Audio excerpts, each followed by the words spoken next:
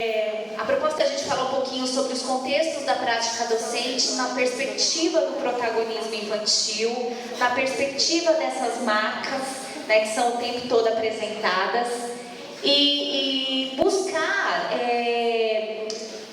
compreender alguns detalhamentos, mas também pensando assim, existem especificidades, né, tanto na educação infantil quanto no ensino fundamental. Porém, o que cada um dessas vertentes pode contribuir na constituição da criança como um todo, em toda a sua integralidade? Pode passar. Pode passar, que essa criou, né, uma telinha a mais? Isso. Então, as nossas vertentes, elas primeiro trazem uma constituição em relação ao investimento público, né, que se tem aí como foco, né, e aí estão algumas questões em relação às condições de trabalho, a formação, redes de proteção e essa articulação entre educação infantil e ensino fundamental. Né, nesse momento, embora seja um contexto muito importante, não é o nosso ponto focal aqui hoje, nós vamos falar um pouquinho sobre essa prática pedagógica, e aí trazendo a questão da concepção de infância, o olhar sensível, a escuta atenta do professor, o protagonismo infantil e também um pouquinho sobre a autoria docente. Bom, pode passar. Seu Manuel, vai falar? Seu Manuel fugiu. Ah, vai apagar a luz, tá. Então, eu trouxe aqui, gente, um pouquinho um trechinho do currículo da cidade, Educação Infantil, que vai falar um pouquinho pra gente sobre essa condição da infância e dessa integralidade. Então, no documento está escrito assim: é preciso construir um currículo que possibilite relacionar a educação de bebês com aquela das crianças maiores, de forma integrada, a partir do compartilhamento de ideias e do debate de concepções e práticas, que permitam traçar as linhas de continuidade para pensar os projetos políticos pedagógicos. Olha aqui esse nosso encontro. Isso exige que os profissionais discutam sobre concepções de infância e princípios educativos, sobre as crianças, os seus direitos, os saberes, as linguagens e os conhecimentos, seus pontos comuns e suas diferenças, a função da unidade de educação infantil e a do ensino fundamental, e os modos de fazer uma escola que realize as práticas cotidianas. Então, lá no próprio material, né, produzido pela rede, que é resultado de uma discussão intensa entre os profissionais, entre a comunidade, né, emerge essa questão, né, como que a gente pensa essa integração entre educação infantil e ensino fundamental? Como que a gente discute? Enquanto profissionais de educação, o que a gente pode pensar sobre isso? Né? O que cada unidade tem a oferecer, tem a contribuir. Tá, pode passar, seu Manuel? Então, para a gente pensar um pouquinho, eu trouxe, ainda falando sobre as marcas, um pouquinho sobre o contexto da experiência, né? E dentro desse contexto, nós vamos buscar em dois grandes pensadores, né? Um mais contemporâneo, o outro um pouquinho menos, mas que trazem os contextos da experiência para a gente. Primeiro, o Walter Benjamin, né, que ele fala sobre experiência. Eu tirei desse livro, Reflexões sobre a Criança, o Brinquedo e a Educação. E o Jorge La Rosa, né, que na verdade é um texto que ele escreveu que chama Notas sobre a Experiência e o Saber da Experiência. Então, gente, o Walter Benjamin ele vai falar um pouquinho pra gente na seguinte perspectiva. Pode passar, seu Manuel. O Walter Benjamin, na verdade, ele tem todo um processo de entendimento sobre o que é experiência, né? Ele faz os seus estudos e vai trazendo perspectivas diferentes que depois o La Rosa vai resgatar. Mas ele fala na experiência como um saber mascarado, opressor, uma experiência como conhecimento tradicional, passado de geração em geração, e por último aqui, experiência no campo da sensibilidade, que ele chama de vivência.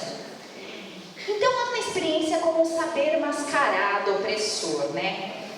Eu estava lembrando de uma situação que, né, geralmente a gente fala assim, né? Na minha época, eu tive infância. Quem já falou isso? A minha infância que foi boa, né? A minha infância, eu que brinquei de verdade. Vocês nunca falaram isso, gente? Já, né? Ai, na minha época a gente brincava na rua. Ai, na minha época, minha mãe só olhava, a gente já sabia, né, o que era. Na minha época, a gente tinha amigos, né, e tal. Lógico que tem aí o encantamento da nossa infância, do nosso momento, né, e a gente pensar na nossa infância como a melhor. Será que é possível? A gente já viveu outra infância para a gente poder comparar? Enquanto criança? Não, né? A gente só vive, a nossa infância é única, né? Como a infância lá da criança de hoje ou do adolescente. Cada um vai falar que a dele é a melhor, porque é a única que ele viveu, é a única que ele teve experiência, né? Eu não posso falar da infância da Silvana, porque é diferente da minha, né? Pela questão temporal, pela questão geográfica, né? São outras questões envolvendo. Então, assim, talvez, o Walter Benjamin, ele vem trazer essa questão para a gente, da gente trazer experiência como esse saber que nós já temos e que o nosso é melhor que o do outro. Né? Mas talvez isso seja uma grande falácia, porque nós não podemos comparar algo que nós não vivemos, né? A experiência do outro. Se a gente pegar, talvez, eu tenho 39 anos hoje, mas pegar alguém de 20 e aí vai comparar com alguém de 10, o de 20 vai falar, minha infância foi melhor que a sua. E sempre alguém vai falar isso, né? E aí a experiência como conhecimento tradicional, passado de geração em geração, né? Então aquela experiência também da cultura, né? O que o outro apresenta, que o outro já internalizou e passa para os demais, né? Então essa produção de conhecimento, ela vai se organizando dessa forma. E por último ele coloca a experiência no campo da sensibilidade, quando a experiência ela se torna sensível, né? Passível de se ter sensações boas ou ruins em relação àquele momento, né? Que ele chama de vivência. Pode passar. Ah lá, né? Olha lá, o padrinho, isso era infância de verdade. Ah lá, bolinha de gude, e era uma delícia mesmo, né, gente? Bolinha de gude, a pipa, o peão, jogar bola, né? Então, são experiências ali. Então ele coloca pra gente, a máscara do adulto chama-se experiência. Ela é inexpressível, impenetrável, sempre a mesma. Esse adulto já vivenciou tudo: juventude, ideais, esperanças, mulheres. Foi tudo ilusão. Ficamos com frequência intimidados ou amargurados. Talvez ele tenha razão. O que podemos objetar-lhe? Nós ainda não experimentamos nada. De antemão, ele desvaloriza os anos que estamos vivendo. Né? Então, o Walter Benjamin, ele é bem, num certo momento da vida dele, dos estudos que ele fala sobre experiência, ele é bem firme, bem forte nessa questão. Né? Pode passar. E lá em La Rosa, o que será que o La Rosa fala sobre a experiência? O La Rosa, ele vai trazer para a gente, ele vai definir experiência pelo caminho inverso. Primeiro ele vai falando para a gente no texto o que não é a experiência. Então ele fala assim primeiro, informação não é experiência. Né? Então ele vai trazer, olha, a informação, ela é nada mais do que ou um acúmulo de fatos, essa busca por estar informado, amontoado de questões pessoais ou questões globais também, sociais, né? Então ele traz pra gente que a informação nada mais é do que essa comunicação de fatos, né? E que isso ainda não é a experiência, né? Porque a experiência ela envolve outros mecanismos que não só essa transmissão de informações. Seu Manuel, obrigada. Ah lá, o que ainda não é experiência, opinião não é experiência. Em épocas de Facebook, né? De outras redes sociais, quantas opiniões são apresentadas e fala, nossa, que pessoa experiente, né? Quantas opiniões. E aí, por que o La Rosa diz que opinião não é experiência? O sujeito moderno é um sujeito informado que, além disso, opina. É alguém que tem uma opinião supostamente pessoal e supostamente própria. E, às vezes, supostamente crítica sobre tudo o que se passa, sobre tudo aquilo que tem informação. Né? Então, ele traz pra gente, o tempo todo a gente está trazendo pareceres, trazendo posicionamentos, que por vezes não são posicionamentos produzidos pela gente, né? E sim, no contexto em que as informações são repassadas, às vezes de forma leviana, né? Época de fake news, né? A gente vê alguma coisa, ela fala, nossa, né? Já faz julgamentos e tal. Então ele entende também que nesta condição de opinião a gente não tem o fenômeno da experiência. Pode passar?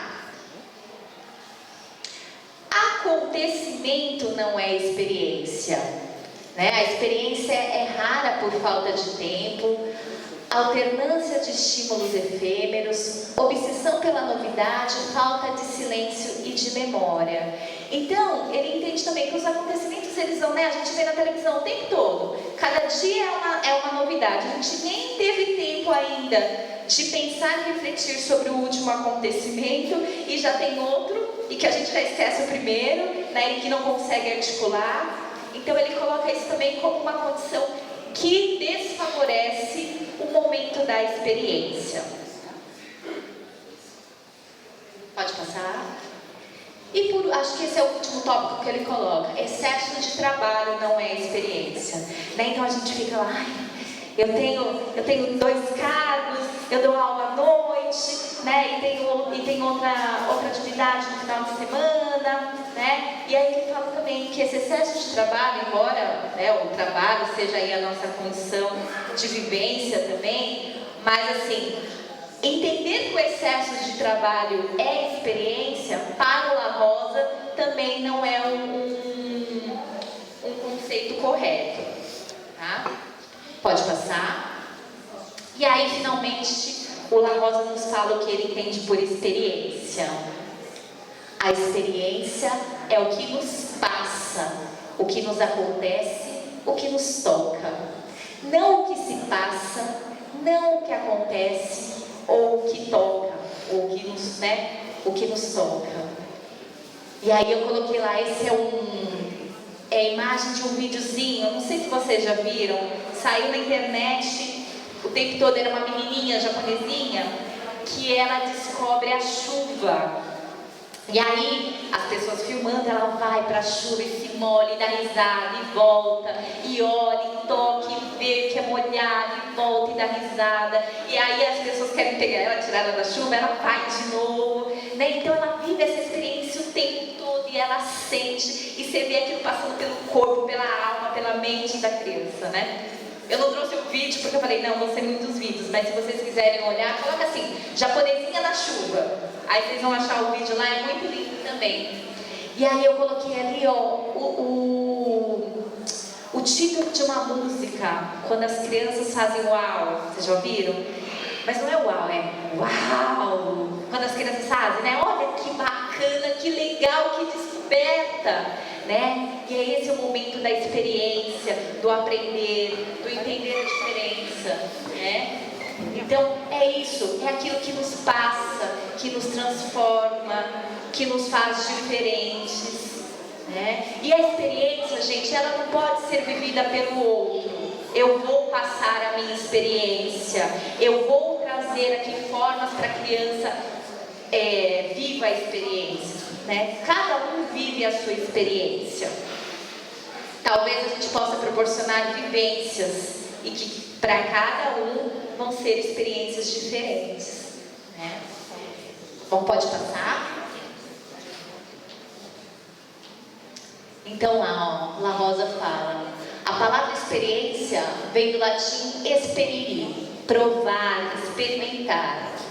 A experiência, em primeiro lugar, é um encontro ou uma relação com algo que se experimenta, que se prova, que se vive individualmente, intensamente, do sujeito com o objeto de conhecimento, com a situação de conhecimento.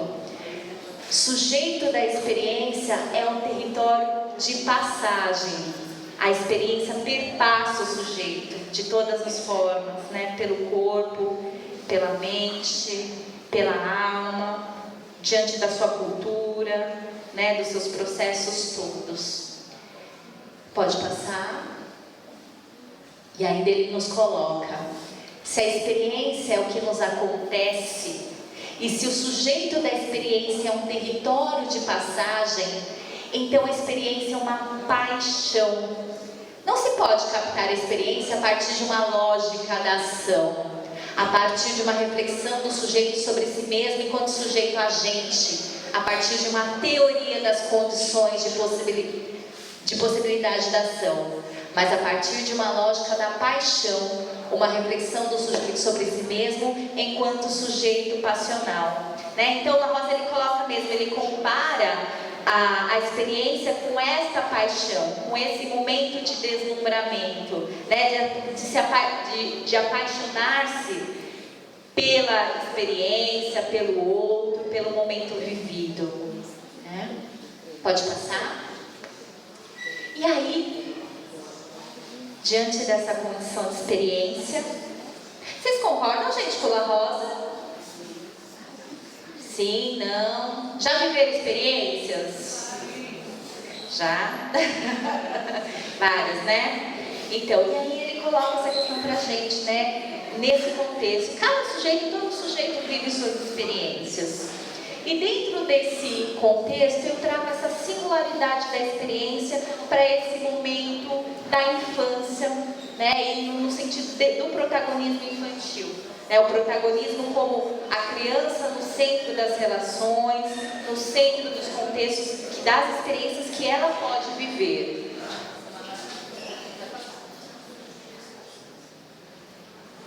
E aí, para a gente falar um pouco sobre essa experiência e as marcas.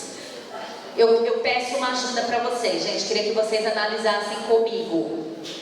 Nós temos ali 3 desenhos.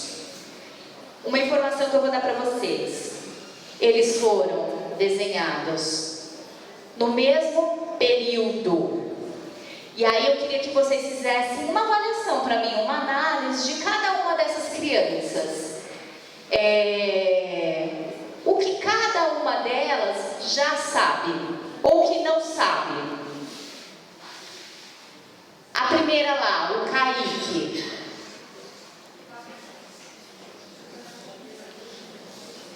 Como que tá, gente? Como que vocês iam pegar essa atividade aí? Como que ia ser? Fala alto, gente. Ele sabe pintar? Sabe? Sabe. Por quê? Respeita as linhas. Ele pintou tudo dentro do menininho ali. O que mais?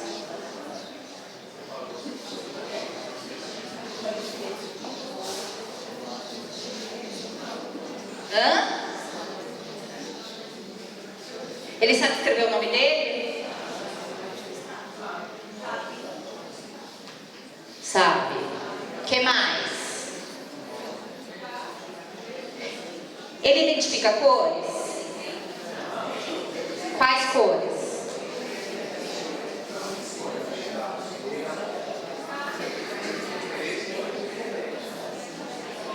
Tô ouvindo aí um zum, zum, zum. Fala alto, gente. Professor, fala pra mim. Não, porque tem tudo a mesma coisa. A tática do sorvete já é impressão. Para mim, o sorvete foi ele que pintou de azul e amarelo. Então ele amarelo. E o resto o quê? Outra criança pegou dele e acabou de pintar? Não, Tá. O que mais, gente? Tá. Aí lá, ó, o desenho lá em cima. O que a gente pode falar da criança que fez aquele desenho? Criativa. Expressiva. Muito o quê? Imaginação, organizada. Gente, olha o detalhamento deste desenho. Essa criança contorna de preto. Ela faz o contorno. O que mais?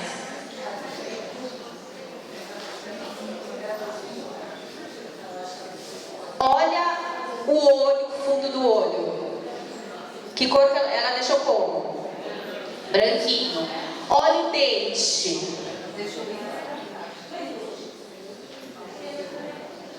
Podemos dizer que essa criança sabe desenhar? Eu não desenho assim, gente. Né? Ó, e o desenho embaixo. Esse foi num momento, a proposta era usar, né, a tinta para pintar com o dedo. E teve um modelo lá, que era o trenzinho do parque. Sabe o trenzinho que eles passam por dentro e tal? Era para a criança reproduzir o trenzinho. E aí, essa criança, sabe? Ai, meu Deus. Seu Manuel me socorre. Ah lá. E aí, gente, e aí eu falo para vocês, está na mesma posição, na perspectiva em que a criança estava visualizando e estava no parque, esse brinquedo. Tá igualzinho. E aí, o que a gente pode falar dessa criança?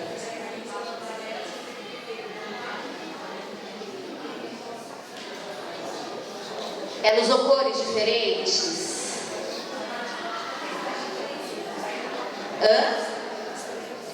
Cores diferentes. Fez na perspectiva lá, a rodinha ela fez pretinha. Gente, se a gente pega essas três crianças e a gente vai comparar, o que a gente pode trazer de cada uma delas? O que cada uma domina? Qual que está melhor aí na opinião de vocês? O segundo e o terceiro está melhor. A criança sabe um pouquinho mais, talvez. E o primeiro não. Não, eu acredito que essa cor é a experiência deles, né?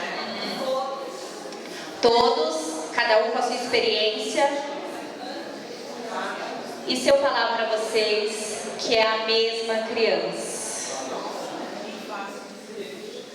É a mesma criança em períodos próximos. Daria pra gente saber?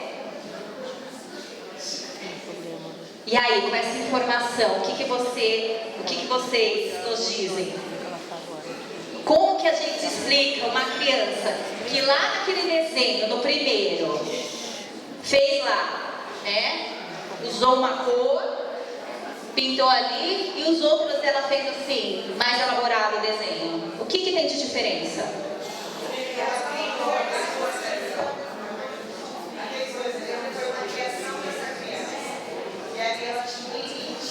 Ó, a professora, qual que é seu nome? A Ana Lu falando, olha, nesse aqui, ela tinha um limite. E nesses dois, é uma criação dela. Provavelmente, gente, olha, primeiro é lógico que ela sabe. Olha como ela começou o sorvete. Com cores diferentes, pintando pintou bonitinho, só que chegou uma hora que teve significado o desenho. Aí o que ela fez? Ah, é para entregar. Vou fazer assim, ó, preenchi o que tinha que preencher, tá bonito, eu entreguei. Pode ser isso? Né? E aqui, ó, olha que riqueza os desenhos. A Gi conhece, porque da EME que a gente trabalhou junto, ela já viu isso, né, Gi? Eu falei, tomara que a Gi não fale, segredo. E assim, então é isso, gente, olha aqui, né? Como a criação, o momento da experiência, ele é apaixonante, ele traz possibilidades, né? Aqui tá, né?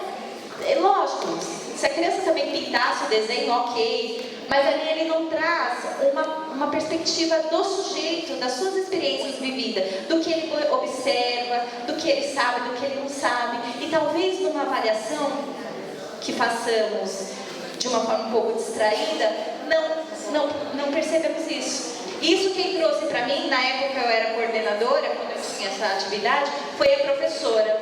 Ela falou, olha Silvia, olha que interessante, né, a mesma criança, né, eu passei essa atividade aqui, esse desenho, olha como que ela fez, né, então foi bem bacana a gente pensar nessas condições da experiência. Pode passar. E aí, o que as vivências infantis nos dizem? Como que a gente percebe esses nuances, né? Para além do desenho ali fechadinho. Como que a gente percebe essa história da criança e que possibilita interagirmos e observarmos de uma forma melhor? Eu coloquei ali, escuta sensível. Né? Essa é uma imagem da nossa EMEI Doraci, dos Santos Ramos, aqui na cidade de Tiradentes também. Né, de duas crianças ali usando galinhos, folhinhas, né, e montando ali o desenho delas no chão.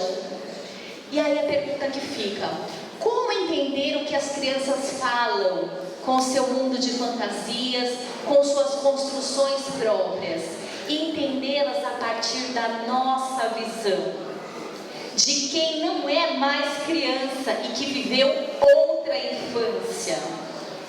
Esse é o desafio para os pesquisadores, analisar os relatos infantis com uma construção teórico-metodológica de adultos sobre o material empírico coletado também por adultos. Né? Isso quem nos diz é o De Martini.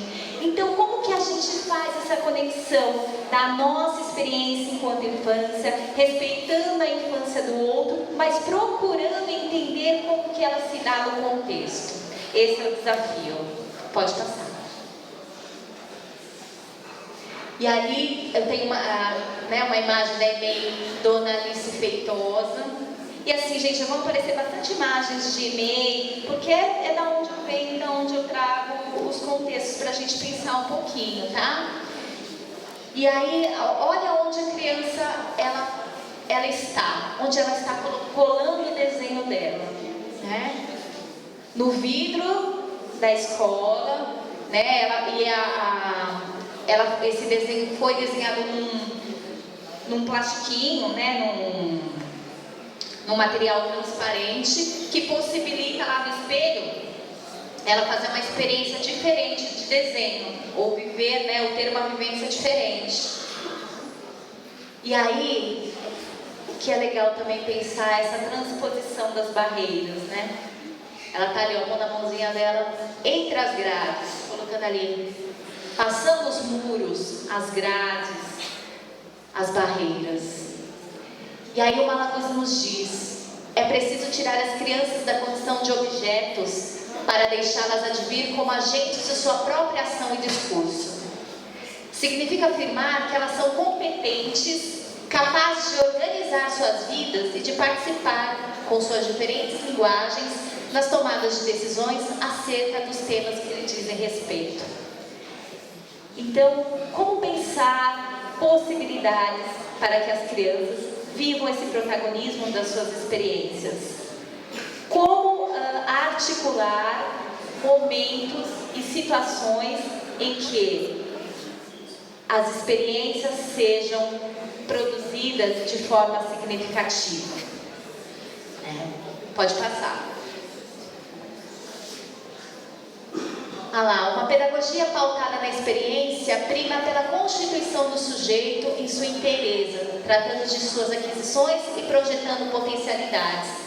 Então, o Paulo Fock, ele nos traz esse ensinamento, né? Que a experiência que o La Rosa nos trouxe, ela perpassa todas as linguagens. E ali tem não sei se lá no fundo dá para ver, tem uma criança, uma menina, imitando ali a bailarina, né?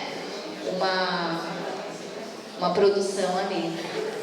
Então perpassa todo o corpo. Então a primeira coisa é pensar na corporeidade, né? Como que o corpo nos fala, como a criança nos fala pelo olhar, pelo corpo, pelas suas interações com os objetos, com o mundo, né? Seu Manuel? Ali, ó, tem uma imagem também da Emenda Alice Feitosa que traz dois contextos significativos. É uma criança brincando e ela tá com uma capa vermelha e com uma faixa na cabeça, né? Brincando ali, né? Eu não sei qual é o contexto, se ele é um super-herói, se ele é um rei, né? Qual é o contexto ali, se ele é um pássaro. E outra questão importante, olha lá ao fundo, gente, o que vocês estão vendo? É um muro pintado com uma produção. Esse desenho é um desenho que vocês entendem como é um desenho de um adulto, né? O desenho ali foi reproduzido o desenho de uma criança também, né? Então, quanto esses momentos e essas ações valorizam a produção da criança. E aí, voltando à questão da imaginação ali do menino, Formosinho nos diz, né? A área do faz de conta precisa assumir a urgência do brincar e permitir às crianças que os objetos e as situações sejam ocasiões de elas criarem realidades, porque a realidade não é só uma. A urgência é de criarmos mundos para a criança em que os objetos são o que a sua imaginação quiser, em que as ações se desenrolam na colaboração com os pares para criar mundos, em que os significados e os sentidos não são desenvolvidos por preocupação com o referente. É que as ciências do cérebro também nos dizem que brincar aciona conexões neurais que provocam prazer e que está associado ao aprender. Né? Então essa condição do brincar, ela nos diz muito, né? E talvez o entender o brincar pelo brincar não nos permite olhar para outras tantas possibilidades de aprendizagem que a brincadeira pode trazer. Né? Então, uma das marcas importantes também da infância é o brincar. Tá? Pode passar. Outra condição importante aqui no protagonismo infantil, a pesquisa. Né? Olha lá a imagem da EMEI também, Dona Alice Feitosa. A criança com uma lupa, observando, deve ser, não dá para ver daqui, mas deve ser algum bichinho ali na folha, ou a própria folhinha, né? Os risquinhos ali da folha. Como eu vou saber da terra se eu nunca me sujar? Como eu vou saber da gente sem aprender a gostar? Quero ver com os meus olhos. Quero a vida até o fundo. Quero ter barro nos pés. Eu quero aprender o mundo. Então o Pedro Bandeira, ele nos traz também de uma forma muito poética, né? Essa condição da experiência, dessa condição do conhecer. Pode passar. E ali também é um momento em que o protagonismo infantil se apresenta. Ah lá, é um teatrinho ali de fantoches construído pelas crianças, né?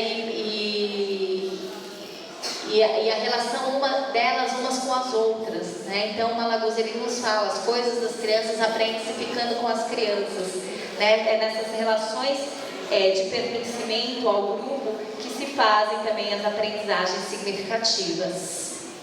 Pode passar. Aqui uma atividade, né, do mercadinho, e aí eu trouxe também como que as produções são realizadas pelas crianças, eles ali, ó, organizando os produtos, colocando preço, interagindo com o outro, né? Então, isso são tudo momentos que nos trazem aí a marca da criança nas suas aprendizagens. Então, vendo ali, ó, o mercadinho organizado, com leite, o ovo, a manteiga, o café, e ali o menino já colocando preço nos produtos, e trazendo aqui a condição mesmo de, né, da realidade, ali do que se vive, dos contextos de vivência de cada sujeito. Pode passar. Ó, uma outra marca da infância que é bem interessante. É um convite sobre uma atividade que ia ser realizada, sobre o momento que ia ser realizado na unidade, e no folderzinho foram aparecendo as produções das crianças também, né? Então, como que nos nossos documentos, nas nossas paredes, nas nossas salas, estão presentes as marcas também das crianças, né? Pode passar. Ali, ó, ali é um compilado de possibilidades. Sabe aquele plástico, gente? Não lembro se a CBF recebeu. Aqueles rolos de plástico grosso, aqui receberam também, que era um rolão grande assim, e a gente ficava, meu Deus, o que a gente faz com esse material? Vamos encapar as mesas, vamos fazer de toalha, vamos, né? E ali a possibilidade de utilização desse material como pintura para as crianças, né? É um outro portador ali em que as produções são feitas. No segundo quadro aqui nós temos projetor, retroprojetor, gente? Temos? Ah, então, olha lá, e às vezes fica lá, meu Deus, o que faremos com este trambolho? Pra que isso, né? Como que a gente não se usa mais, né? E lá tem uma possibilidade, aqui aparece uma possibilidade de utilização da pintura em cima do projetor, aproveitando a luz, né? Ali do nosso projetor. E por último, ali uma exposição na escada também com as produções e fotos das crianças, no espaço de passagem, né? Num espaço ali que todo mundo passa, que pode visualizar essas produções. Pode passar. Aqui também temos, ó, experiências ali, a primeira, no papel grandão, né? Para além da folha de sulfite. Né, como que a criança ali se expressa numa folha maior e na condição de você poder usar todo o corpo, né, a mão, né? Não sei se vocês já ouviram também, tem algum professor de educação física aqui? Tem? Ah, ali, como que você chama? Mona Lisa. Mona Lisa, me corrija se eu estiver errada. Meu professor de educação física que me falou que a gente tem um movimento distal, né? Que a gente vai desenvolvendo com o tempo, desde criança. Então, lá no primeiro momento, quando a criança está iniciando, o movimento dela é aqui, ó. Primeiro tem esse movimento na hora de escrever, de desenhar. Vocês podem olhar as crianças, elas não fazem desenho assim primeiro? Aí depois vai para esse movimento aqui, ó. Né? É essa articulação que funciona melhor. Depois aqui e por último aqui, é isso, né? Por último aqui né, a questão do movimento de pinça e tal. Então, como que esses aportes podem ajudar pensando nessa condição da criança no seu desenvolvimento também, né? Aqui do lado foi produzido ali um espaço, um espaço que as crianças poderiam observar ali o girassol e poder reproduzir também, né? Então ali é uma atividade com modelo, tá? Pode passar.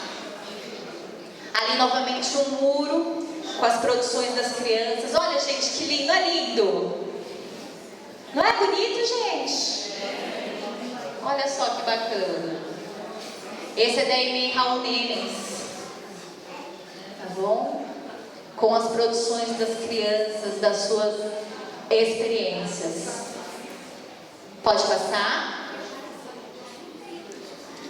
E aí, gente, diante dessa complexidade, da gente pensar nas experiências das crianças, as crianças, tá bom, Silvia, as crianças, vamos pensar nas produções, né, como que a gente pensa nessas marcas, ok. E onde que fica o professor nessa história? O que eu faço? Se eu não estou produzindo esses materiais para as crianças, o que eu estou fazendo? Como que eu estou organizando isso? Né? Então, diante dessa complexidade das manifestações infantis, bem como da visibilidade das marcas, vivências e registros, em que lugar se insere a prática docente? Que espaço ocupa o professor numa dinâmica pedagógica que prioriza o protagonismo da criança? Onde nós estamos nessa relação, né? E por vezes, gente, é uma situação conflituosa mesmo que a gente vai vivendo, né? Nossa, se eu não estou ali, mas como que eu vou mostrar meu trabalho? Como que os pais vão ver as produções das crianças se eu não tenho as folhinhas nas pastas? Né? Como que é essa relação?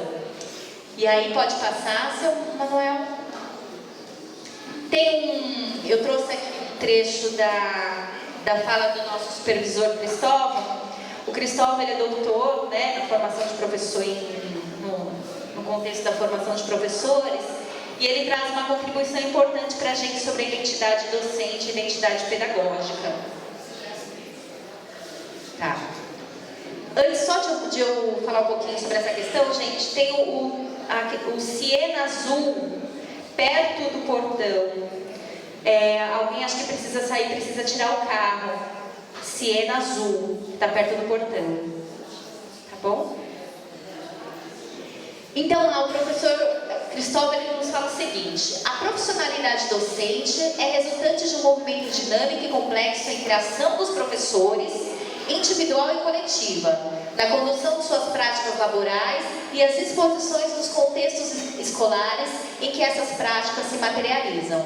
Então ele fala que a identidade do professor se faz a partir da sua ação, né, nos contextos. Então a gente não está errado em pensar onde eu estou nessa relação, né? Talvez pensar em outras perspectivas, para além desse momento de produção do docente, como que eu me configuro como aquele articulador das experiências e vivências da criança, né? Pode passar. Então, a gente traz aqui alguns contextos que fazem do professor aquele que é responsável por toda essa articulação, que é a intencionalidade do trabalho, o planejamento, a organização, o registro, que aqui a gente coloca como documentação pedagógica, e por último a avaliação, que, né, é a questão da análise e tomada de decisões também. Sobre a intencionalidade, pode passar, seu Manuel. Temos aqui, ó, eu trouxe uma situação em que as crianças, gente, estão produzindo uma fogueira. Fala, meu Deus, quem é essa louca dessa professora que vai fazer fogueira com essas crianças? Meu Deus do céu, ela não tem noção do perigo. Ela não sabe com quem que ela está lidando, são crianças terríveis. Né? E aí foi uma experiência vivida na EMEI Doraci também. Brincar com fogo, né? Esse aqui é um trecho que estava nesse histórico, né, que eles fizeram. Brincar com fogo na infância é muito importante para que as crianças aprendam sobre limites, segurança, cuidar de si mesmas, além de provocar a contemplação. Então, olha a intencionalidade do grupo ali de professores, né? É lógico que deve ter tido todo o cuidado, eles devem ter chamado até o bombeiro ali para ajudar. Né? Mas ali, como teve uma intencionalidade, não é um fazer por fazer, né? Existe ali uma intenção em relação àquela atividade. Pode passar. Em relação ao planejamento, ali, gente, é um planejamento que a professora colocou a foto, né? Acho que está ruim de ver lá no fundo, mas é uma foto de uma situação ali de aprendizagem dela com as crianças, e aí ela vai colocando bilhetinhos em relação àquilo. Ela fala assim, olha, o espaço que eu organizei aqui, eu vou trazer aqui os elementos de tatame, né, de brinquedos. Em relação ao tempo, vou usar, sei lá, 30 minutos. Em relação às crianças, serão crianças de tal idade, que tem tais vivências já consolidadas. E aí ela coloca no relatório dela que assim, ela tinha aquele planejamento tradicional, né? Tempo de duração, objetivos específicos, estratégias, metodologia, avaliação e tal. E ela achava que aquilo para ela não funcionava. E aí ela coloca que para ela esses bilhetinhos e colocar e poder tirar, né, o post-it, ela poder trocar ali, era uma articulação melhor que ela fazia com as próprias ações de planejamento dela, né? Então aqui também está o professor presente. Depois, pode ir, Samuel? A questão da organização. Vocês veem o professor presente aí, gente? Olha lá, o professor está falando aqui, olha a organização do espaço. Que rico pensar em cada detalhe, né? Os materiais, trazer ali para o centro do tapetão em que talvez ela ia realizar atividade, né? As mesas lá no fundo, já deixar preparada talvez para um segundo momento que ela tinha pensado, né? Então, toda essa organização do espaço mesmo. Como que chama esse negócio penduradinho, gente? Esqueci o nome? Os móveis pendurados ali, né? Então tem toda uma organização. O que mais? Pode ir? Ah lá, no olhar sensível, escuta atenta. Né? Então, como que a gente percebe nessa dinâmica louca que a gente vive, e aí a gente precisa procurar estratégias para que essas condições sejam previstas? Eu trouxe um quadrinho ali do Tonucci, né? Que a criança, onde ela vai, parece que tem alguém perseguindo, observando, olhando, é a professora, né? E ele chega em casa e fala: mamãe, estou preocupado, acho que a professora está suspeitando de mim, né? Então, nessa relação mesmo de observação, de olhar, e uma representação também da escuta, né? Quais são as necessidades dessa criança, ou dessas crianças, ou desse grupo? Pode passar. A questão do registro, a gente vê muito professor nesse contexto, e aqui a gente coloca documentação pedagógica mesmo, e traz uma mini história vivida lá no contexto da educação infantil, que traz alguns quadrinhos dos momentos em que a criança está vivendo, foto, gente, do celular que a professora tirou ali, e ela conta mais ou menos o que aconteceu, ela conta a historinha, né? Com a autoria dela, com o olhar dela. Então a criança está vivendo a experiência dela lá, toda bonita, e o professor está lá, olhando, registrando, refletindo sobre aquilo, e depois ela faz o registro. E aquilo depois ajuda ela a pensar em outras possibilidades. Pode passar? Por último ali, análise e tomada de decisões, a partir da observação, da escuta atenta, né? Quais os avanços? O que a criança já sabe e não o que ela ainda não sabe? Como potencializar as aprendizagens a partir do que a criança apresenta? Quais intervenções podem ser realizadas? Quais estratégias? E aí a gente retoma a questão do ciclo em relação ao planejamento, em relação às possibilidades a partir das experiências vividas. É só para a gente pensar um pouquinho, gente, como que, claro, que cada um aqui vive as experiências diferentes, tanto em educação infantil como no ensino fundamental, né? Existem as especificidades, e aí a gente tem que dar conta de um monte de coisa, né, gente? A gente pega os nossos índices, né? Como que eu faço com as questões de avaliação, e como que eu reorganizo o meu tempo, e cada um tem a sua particularidade, tem o seu esquema de produção e de autoria também. Então, pensar nessas relações é talvez um disparador para a gente entender a criança como um todo, em sua inteireza, né? E perceber como que os trabalhos são realizados e como que a gente pode articular, né? Esse momento juntos já é um grande evento, uma grande possibilidade de troca, né? Que na minha época eu vivia ali com aquelas duas professorinhas, com as minhas amigas, nós 3 professoras lá, vivemos. E que aqui, olha, é uma representatividade grande desse movimento, né? Então, o convite é pensar nessa criança na sua inteireza, que aqui são contextos, a maioria da educação infantil, mas que podem nos ajudar a pensar em como que a gente articula isso com as nossas crianças na sua organização, nas experiências, nas suas particularidades mesmo.